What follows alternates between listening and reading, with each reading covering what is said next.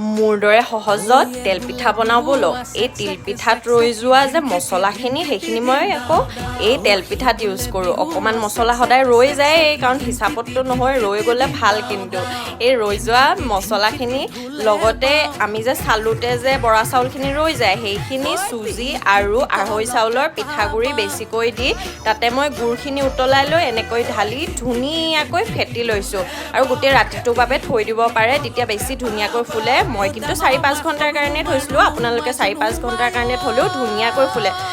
আৰু ধুনীয়াকৈ এখন গোল হেতা লৈ ল'ব, গোল হেতা ল'লে ভাল হয়। মই মোৰ হাতত এনেকুৱা হেতা আছিল বাবে এনেকুৱা হেতাই ল'লোঁ। তেলখিনি গৰম হ'বলৈ দি ধুনীয়াকৈ এয়া দেখিছেনে গোল গোল পিঠা, একদম টেষ্টি। অকণমান এটা বৰা চাউল দিয়াৰ বাবে লিকটীয়া কোমল কোমল ভাৱ আহে, সেইটো কাৰণে খাই খুব বেছি ভাল লাগে। আপোনালোকে এনেদৰে বনাই খাই চাবচোন আৰু জনাব কেনেকুৱা লাগিলে।